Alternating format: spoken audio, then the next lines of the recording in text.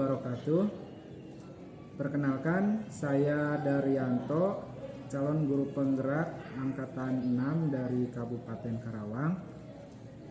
Pada kesempatan kali ini saya akan melaksanakan tugas aksi nyata modul 2.3, yaitu tentang supervisi akademik.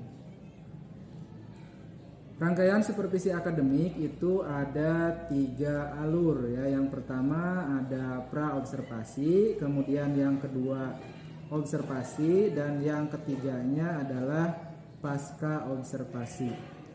Untuk hari ini saya akan melaksanakan alur yang pertama, yaitu pra-observasi. Di sini saya sudah ditemani sama Pak Ridwan. Beliau merupakan guru bahasa Indonesia di sekolahan saya. Tanpa berlama-lama ya Pak Ridwan, Ya. Langsung saja kita mulai kegiatan pra-observasi ini. Assalamualaikum Pak Ridwan. Waalaikumsalam warahmatullahi wabarakatuh. Bagaimana nih kabarnya hari ini? Alhamdulillah, Pak Daryanto, kabar saya sehat walafiat. Seperti yang sudah kita agendakan pada pertemuan sebelumnya, bahwa besok kita akan melaksanakan supervisi akademik ya Pak Iya, Ridwan. siap. Jadi nanti saya dan Pak Ridwan akan ke kelas dan melaksanakan pembelajaran. Iya.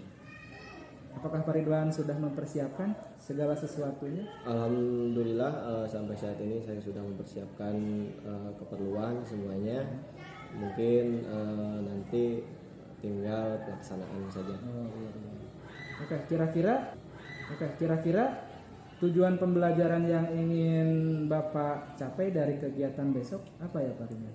Untuk tujuan pembelajaran pertemuan nanti yang saya buat yaitu peserta didik agar mampu menganalisis dan menguraikan teks prosedur tentang cara melakukan sesuatu dengan cara membuat dari berbagai sumber yang dibaca dan didengar dengan kreatif serta disiplin. Mungkin itu tujuan pertemuan nanti. Jadi lebih kepada teks prosedur. Jadi tujuannya itu adalah menganalisis dan menguraikan teks prosedur. Nah, dari tujuan pembelajaran tersebut, kira-kira yang ingin Pak Ridwan kembangkan apa yang ingin dikembangkan? Mungkin yang saya ingin kembangkan itu lebih kepada kemampuan peserta didik dari menguraikan teks. Karena kenapa? Peserta didik itu agak kesulitan kalau misalkan menganalisis atau menguraikan sebuah teks, baik itu prosedur ataupun teks yang lainnya. Jadi saya menitik beratkan pada peserta didik agar mampu menganalisis ataupun menguraikan dalam sebuah teks, khususnya teks prosedur. Oke, bagus sekali ya Pak Ridwan. Jadi nanti anak dituntut untuk bisa menguraikan dan menganalisis sebuah teks prosedur. Iya. Nah, selanjutnya tadi kan Pak Ridwan sudah menjelaskan tuh ya, yang tujuannya sudah dijelaskan. Nah, untuk selanjutnya strategi yang Pak Ridwan gunakan agar tujuan tersebut tercapai apa Pak Ridwan? Untuk strategi yang saya akan persiapkan karena seperti saya bilang tadi bahwa siswa itu kesulitan dalam menganalisis atau menguraikan sebuah teks.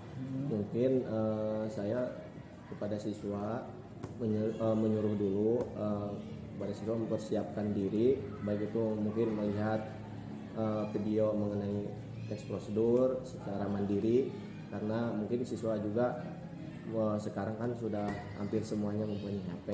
Mungkin persiapannya itu terlebih dahulu agar siswa itu sudah terbiasa dalam menganalisis atau menguraikan sebuah teks dengan sering melihat video itu. Jadi untuk strateginya itu anak terlebih dahulu disuruh melihat sumber atau referensi lain ya, bisa dari internet atau dari YouTube. Iya. Nah, kira-kira model yang cocok atau yang akan digunakan sama Pak Ridwan dalam kegiatan pembelajaran besok Apa kira-kira model yang digunakan? Insya Allah yang saya gunakan nanti pertemuan nanti pas pembelajaran itu model pembelajaran problem based learning. Model PBL ya, Iya.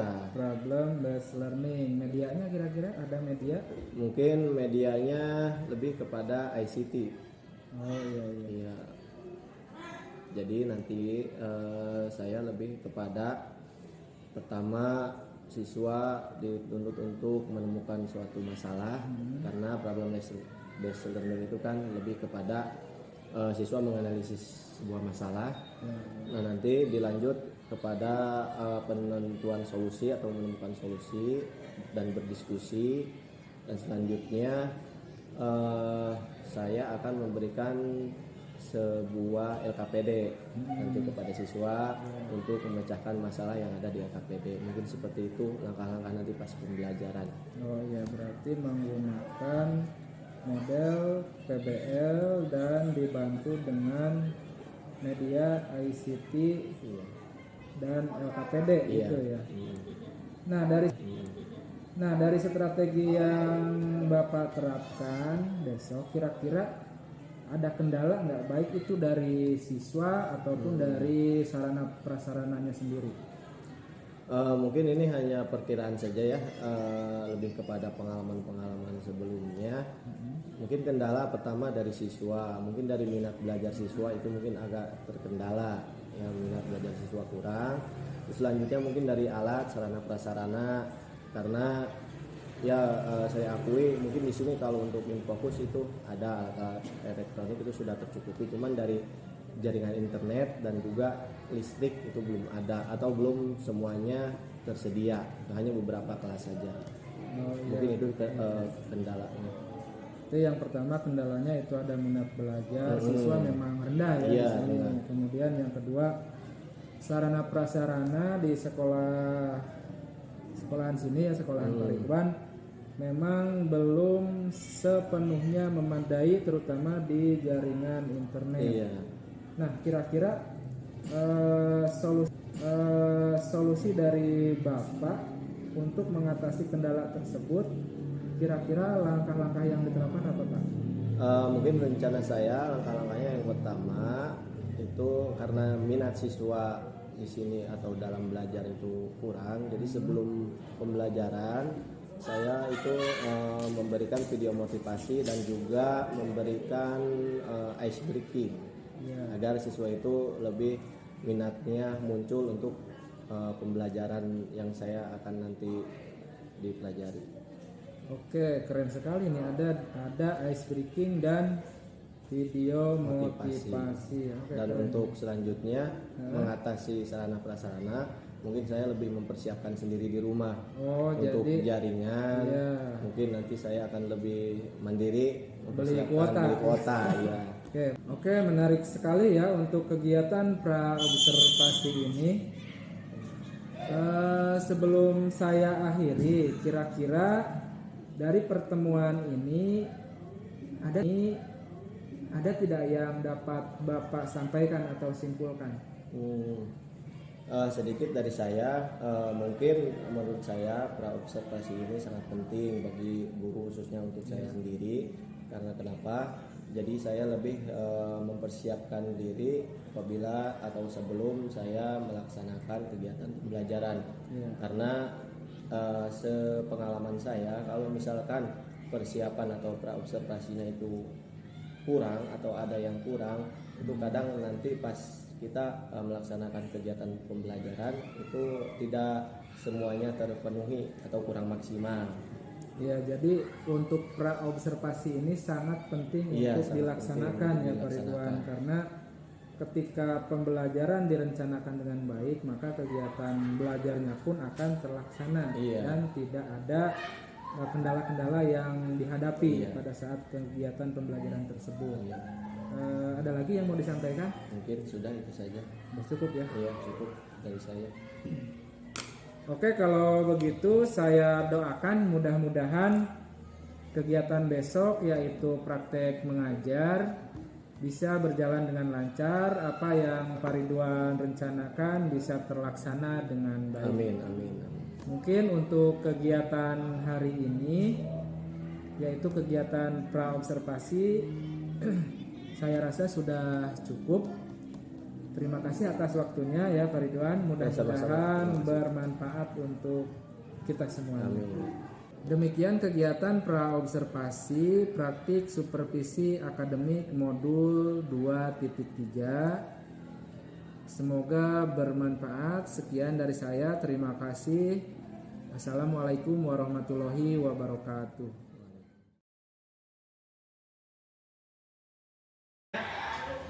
Seperti biasa, mungkin kalian kalau misalkan Bapak datang ke sini, ya, otomatis kalian sudah tahu.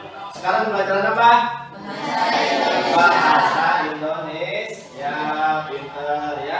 Sekarang adalah pembelajaran bahasa Indonesia. Kita tadi sudah berdoa, ya. Mudah-mudahan pada pembelajaran hari ini kita mendapatkan ilmu yang bermanfaat. Amin ya rabbal alamin. Ya, tetap semangat, semangat ya. Nah, agar kalian lebih semangat lagi dalam pembelajaran, Bapak akan memberikan sedikit video mengenai semangat kalian. Ya.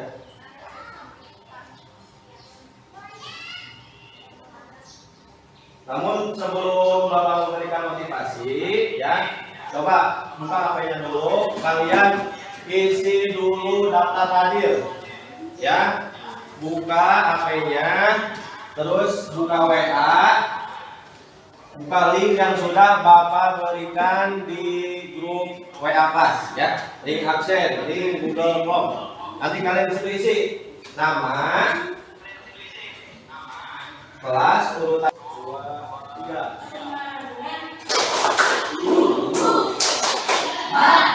Sampai mati, tepuk tangan dong. Nah, iya, sudah. Bahan berupa apa? Mistik, ya, halusinasi itu adalah teks teks cerita fantasi, ya. Nah, kalian harus ingat, kan Bapak kemarin sudah menjelaskan ciri-cirinya, strukturnya, unsur-unsurnya, ya, pengertiannya juga semuanya, ya. Bapak harapkan tetap kalian masih ingat dan paham. Ya, terima kasih ya Jihan ya. Nah, berarti dia masih ingat. Nah, ini teks cerita fantasi itu apa? Ini sudah ya, sudah dijelaskan, sudah kita pelajari kemarin.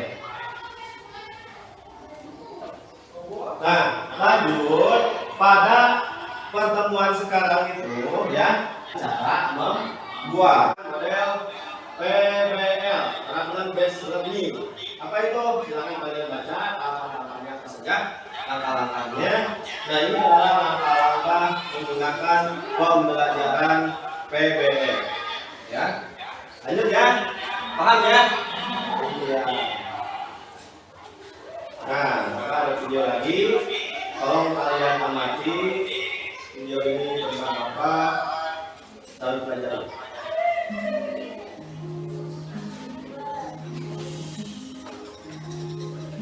Pedas yang membuat lidah membara, rasa manis yang melesatkan seakan ada di surga, aroma rempah-rempah yang menggetarkan selera. Ribuan makanan dan minuman lezat menyebar di pulau-pulau antara dua samudra. Ya, inilah dia, Indonesia. Tapi tak seperti Jepang yang punya sushi, India yang punya kari, dan Italia dengan pizza dan spaghetti. Tidak ada makanan di Indonesia yang berbeda. Mungkin karena kita sendirilah yang melupakannya. Maka inilah seri Nusantara Rasa, untuk menggali setiap rasa dari setiap masakan Indonesia yang punya cerita yang berbeda. Rahasia apa yang tersembunyi di balik lezatannya? Inilah dia rasa kuliner Nusantara.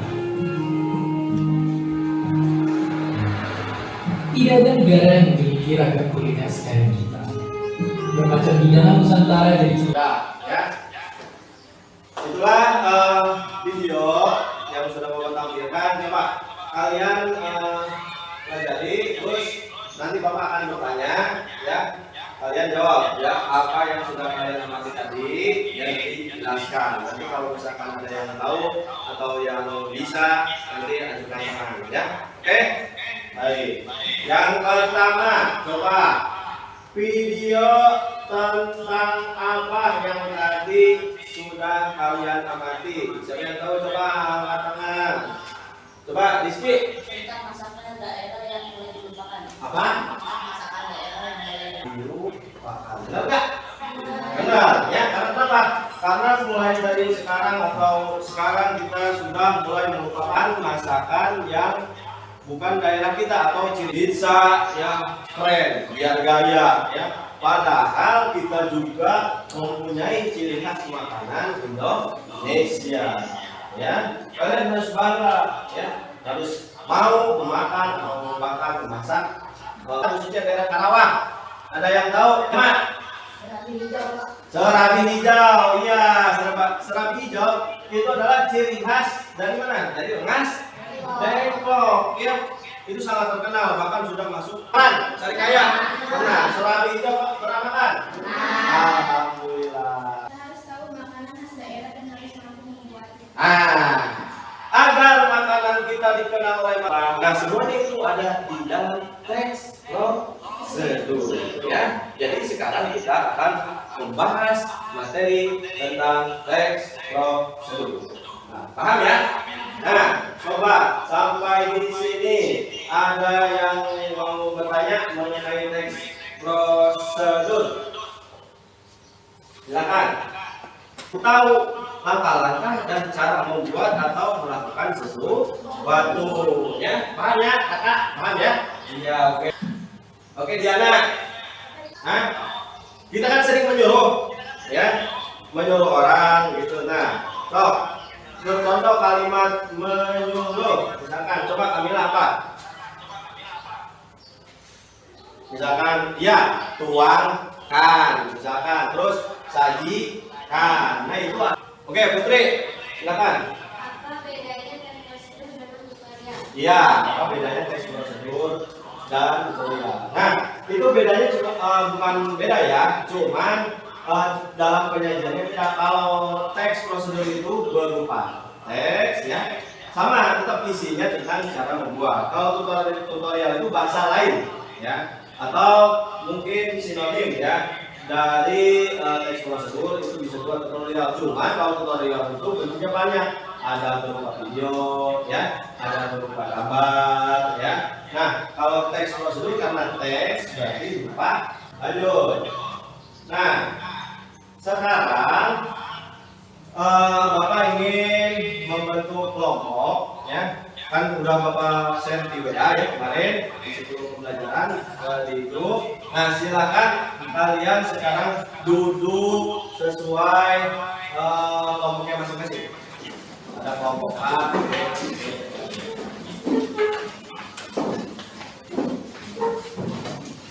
ya, Bapak bagikan 3 kelompok, 1 kelompok ya.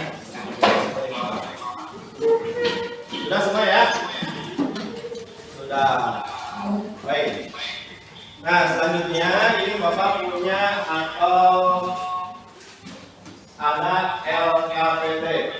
Ya, seperti biasa Bapak akan membagikan dulu ya. Terus di sini ada pertanyaan-pertanyaan tentang masalah yang ada di LKPT. Kalian diskusikan baik itu dengan secara berkelompok. Terus atau misalkan kalian masih bingung bisa cari orang satu ya.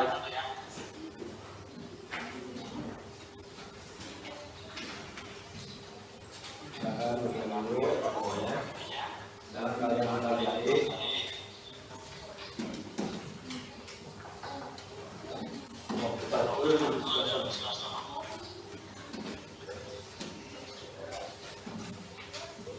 dan sambil mempelajari silakan.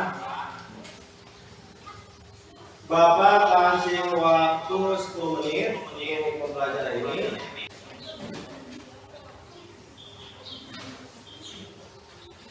Dan ada yang kenapa Pak? Masukkan 150 gram tepung terigu pro sedang. Kalau menggunakan sendok makan, panggilnya seperti ini. Dan ini sebanyak 15 sendok makan. 1 sendok teh baking powder. 50 gram tepung beras. 2 sendok makan gula pasir. Setengah sendok teh ragi instan, ini aku gunakan Kamipa. Dan 1 butir telur utuh. Kemudian masukkan 150 ml santan.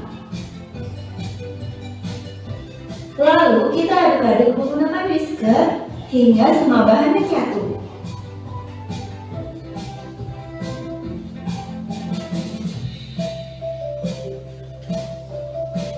Nah, setelah semua bahan menyatu, lalu kita masukkan 100 ml perasan air panas. Kemudian kita aduk-aduk kembali hingga semuanya tercampur rata, hingga lembut dan licin.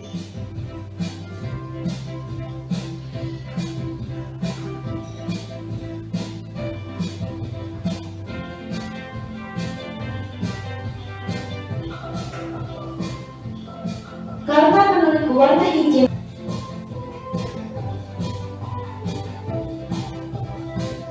dan ini untuk garamnya akan aku masukkan setelah adonan ini selesai didiamkan selama 1 jam. Tujuannya supaya raginya bekerja dengan maksimal. Selanjutnya ini kita saring dulu untuk memastikan adonannya nggak ada yang menggumpal.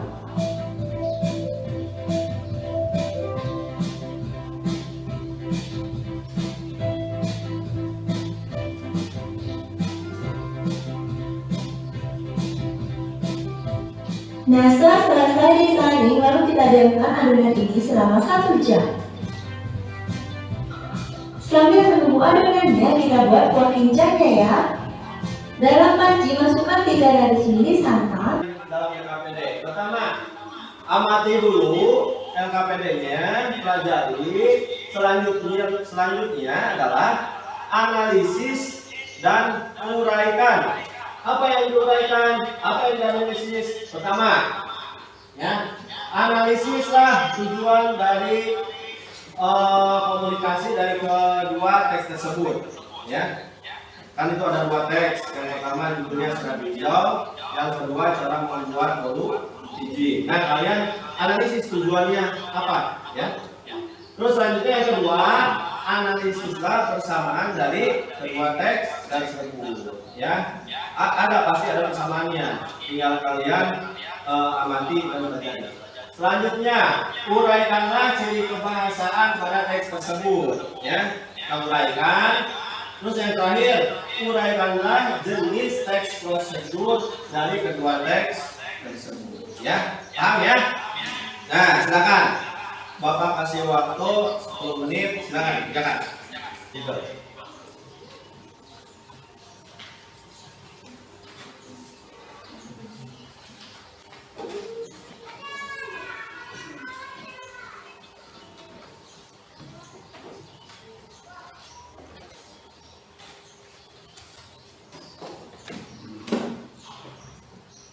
Oh, lihat di HP atau lihat di cara siapa, ya.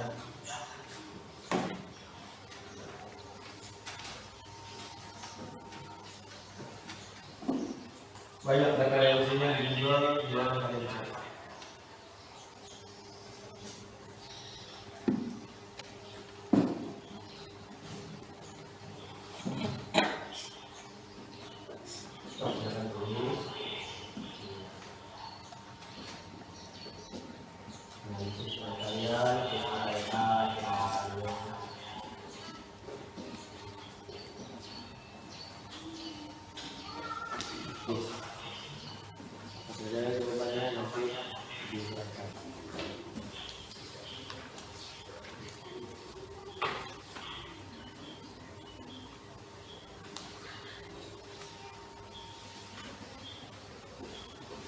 Mulai. Stop. Kami dari kelompok C akan mempresentasikan hasil dari kami kita cara membuat serabi hijau. Memberi petunjuk cara membuat serabi hijau. Mas Desko. Cara Mungkin dari teman kalian ada masukan, ada tambahan, ya. Yuk, silakan, siapa? Ayo. Yuk, silakan. Saya ingin menambahkan hasil presentasi kelompok C. Dari ciri kebahasaan kalimat menunjukkan aturan. Ada yang belum dijawab yaitu kurang lebih 30 menit. Oh ya, tadi ada yang tertinggal. Jadi yang menunjukkan ukuran itu ada yang tertinggal, yaitu menunjukkan waktu, ukuran waktu ya 30 menit. Bagus ya, tepuk tangan dong. Ya, ya.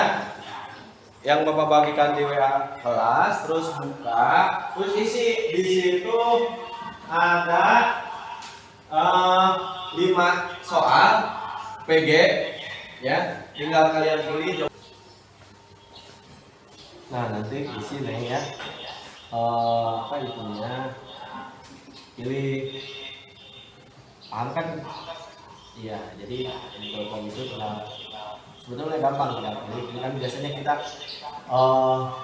secara manual dulu ya, pakai pulpen, dibulatin. Sekarang tinggal klik ya di Google jawabannya apa. Tinggal lihat.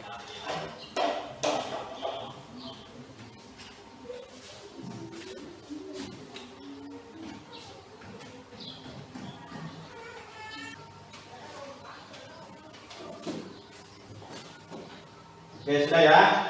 Sudah, alhamdulillah ya. Dan nanti Bapak akan periksa. Selanjutnya, tes prosedur adalah teks yang berisi cara untuk membuat atau melakukan sesuatu. Selanjutnya, tujuan tes prosedur adalah menjelaskan kepada pembaca cara membuat sesuatu. Iya, itu adalah materi atau kesimpulan materi yang tadi kita bahas ya. Nah, jadi selain pengertian ada juga ciri-ciri dan juga ada jenis-jenisnya ya, jenis-jenis tes prosedur ya. Tadi sudah kita jelaskan. Baik. Sudah dikelompokkan. Jadi Video tentang kepemimpinan dan kepemimpinan. Kepemimpinan dan kekompakan. Nah, segala sesuatu apabila kalian menghadapi masalah, mengerjakan sesuatu hal, ya, kalau misalkan kompak, ya. Selanjutnya,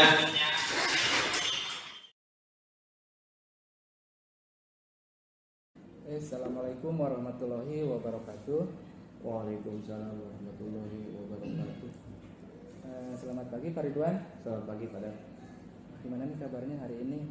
Alhamdulillah sehat walafiat. Alhamdulillah sehat ya.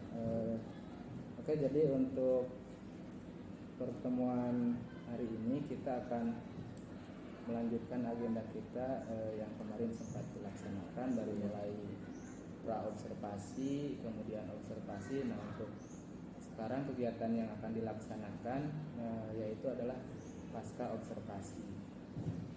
Saya mengucapkan selamat ya kepada Pak Ridwan yang kemarin sudah selesai melaksanakan praktik pembelajarannya. Terima kasih. Nah, pada obrolan kali ini kita akan membahas terkait kegiatan pembelajaran yang sudah dilaksanakan kemarin ya Pak Ridwan. Kemudian dan dari obrolan kita hari ini kira-kira apa nih yang Pak Ridwan harapkan atau yang ingin Pak Ridwan dapatkan dari obrolan kita sekarang, Pak Ridwan? Mungkin yang saya harapkan setelah pelaksanaan praktik pembelajaran kemarin dan juga hasil obrolan nanti sekarang, yang pertama mungkin saya menginginkan adanya ilmu-ilmu baru Pak, yang belum saya dapatkan karena jujur saya juga masih belajar dan masih banyak kekurangan di diri saya, terutama mengenai pembelajaran yang baik itu seperti apa.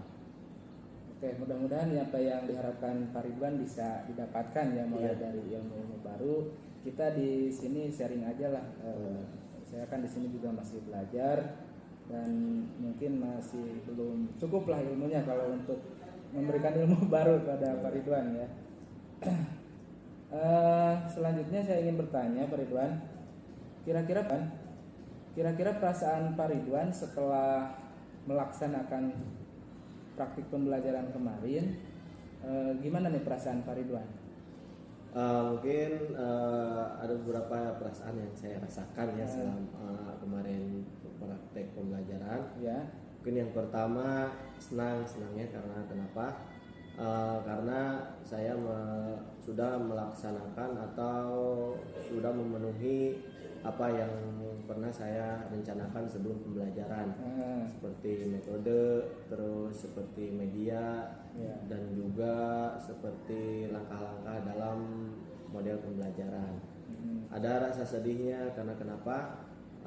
Setelah saya melaksanakan pembelajaran, jadi ada beberapa hambatan, terutama dari siswa, karena ternyata siswanya itu sendiri itu kurang aktif dari segi di saat berdiskusi, Pak. Jadi saya lihat mungkin karena mereka merasa kaget, karena biasanya belajarnya mungkin dengan metode ceramah itu, dan sekarang dengan menggunakan model-model yang baru, jadi siswa itu agak sedikit kebingungan. Ya, mungkin itu kendalanya mungkin yang membuat saya sedih atau kurang puas. Berarti perasaan yang Pak Ridwan rasakan setelah kegiatan praktik kemarin, yaitu ada senang, ada sedihnya juga, campur aduk. Iya. Dan tadi Pak Ridwan juga secara tidak langsung sudah mengatakan kalau kegiatan belajar yang dilaksanakan kemarin, dan Pak Ridwan sudah merencanakannya di pra-observasi kemarin, sudah dijelaskan ke saya. Nah, Pak Ridwan tadi menyebutkan jadi ada beberapa kegiatan atau langkah-langkah dalam pembelajaran yang memang belum tercapai ya Pak Ridwan, gitu ya. Di antaranya yaitu masih ada siswa ketika berkelompok mungkin yang masih bercanda gitu ya, tidak memperhatikan.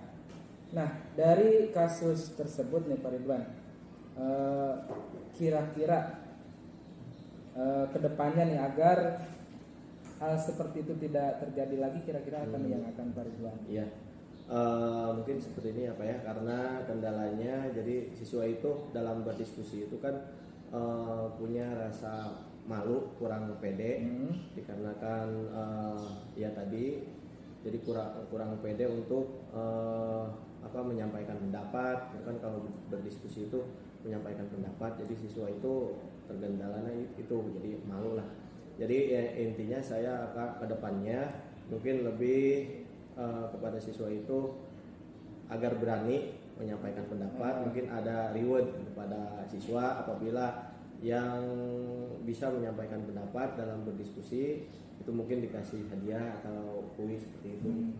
Jadi misalkan silakan anak-anak, kalau misalkan kalian mau menyampaikan pendapat, nanti saya kasih nilai, atau misalkan kasih komen atau apa gitu. Dan nanti dikasih reward seperti itu. Iya. Supaya mereka lebih termotivasi lagi. Bagus, Nah, terkait tujuan pembelajaran kemarin, tujuannya kira-kira sudah sesuai yang ditulis di RPP apa masih ada yang terlewat gitu tujuan? Kalau misalkan hasil dari kemarin, alhamdulillah hampir 80% bahkan lebih ya, siswa itu sudah mampu, kan karena tujuan saya kemarin itu kan menafsirkan atau mengidentifikasi teks prosedur. Alhamdulillah beberapa siswa sudah memenuhi kriteria itu sesuai tujuan yang saya buat. Cuman mungkin ada beberapa siswa yang tadi saya bilang karena kurang berpartisipasi dalam berdiskusi, kurang aktif. Jadi ada beberapa siswa yang tidak sesuai gitu, atau misalkan tidak memenuhi tujuan gitu. Ya, berarti hampir 80% sudah siswa sudah terpenuhi ya tujuan pembelajarannya. Selanjutnya nih Pak Ridwan, menurut Pak Ridwan apa sih yang dirasa sudah baik dan perlu dipertahankan dari kegiatan praktik mengajar kemarin yang sudah baik dan perlu dipertahankan untuk Pak Ridwan? mungkin yang sudah baik yang menurut saya yang perlu dipertahankan mungkin dengan menggunakan model-model pembelajaran yang bervariasi Iya. sesuai dengan karakter materi atau karakter peserta didik. Iya, berarti itu kaitannya berdiferensiasi. Iya, gitu. Jadi sesuai kebutuhan peserta didik. Heeh. Jadi siswa itu tidak merasa jenuh apabila kalau misalkan kan metode dengan ceramah itu siswa itu kadang kurang termotivasi. Jadi setelah saya pembelajaran kemarin, oh ternyata dengan model pembelajaran yang bervariasi itu menimbulkan semangat siswa untuk belajar. Betul. Berarti Itu intinya yang perlu yang dipertahankan. harus dipertahankan adalah memberikan model pembelajaran atau media yang Iya. bervariasi, kemudian harus mencakup semua yang diharapkan siswa yang Sesuai kebutuhan berdiferensiasi. siswa, iya. Kemudian lagi tadi kan yang perlu diperhatikan ya, atau yang baiknya. Nah, sekarang yang kurangnya kira-kira menurut Pak Ridwan apa, Pak Ridwan? Ya seperti saya bilang tadi, mungkin dari keaktifan siswa itu menurut saya harus lebih ditingkatkan lagi untuk menimbulkan atau meningkatkan rasa kepercayaan diri siswa dalam berpendapat. Terus mungkin dengan sarana prasarana Pak ya, karena mungkin di lingkungan kami sarana prasarana kurang maksimal, kurang mendukung. Ya mungkin itu PR juga buat saya. Yang itu sih PR untuk kita semua ya, warga sekolah di sini. Jadi memang untuk kekurangannya tadi seperti yang Pak Ridwan katakan, masih ada siswa yang tidak memperhatikan ketika diskusi. Kemudian yang kedua dari segi sarana prasarana yang masih kurang lah. Iya. Kemudian selanjutnya tadi dari kekurangan itu kan ada kekurangan yang sudah disebutkan. Nah kira-kira area pengembangan yang Pak Ridwan akan tingkatkan dari kekurangan yang sudah dijelaskan itu apa, Pak Ridwan? Ya mungkin yang perlu saya kembangkan mungkin skill saya ya Pak ya, kemampuan saya dalam mengajar, karena saya juga merasa setelah pembelajaran kemarin ternyata banyak ilmu-ilmu yang belum saya ketahui ya tentang pembelajaran. Jadi mungkin kedepannya saya akan lebih aktif dalam mengikuti misalkan workshop atau misalkan bimtek baik itu di MGMP ataupun secara daring. Ya mungkin karena sekarang itu kan hampir banyak ya kayak workshop kayak gitu. Jadi insya Allah kedepannya saya akan lebih aktif lagi menuntut ilmu dalam pembelajaran mengajar. Berarti untuk area yang ingin dikembangkan oleh Pak Ridwan itu dari diri Pak Ridwan sendiri ya, yaitu dengan cara mengikuti pelatihan secara daring, kemudian belajar secara mandiri, gitu ya Pak Ridwan ya. Kemudian bisa juga aktif di MGMP.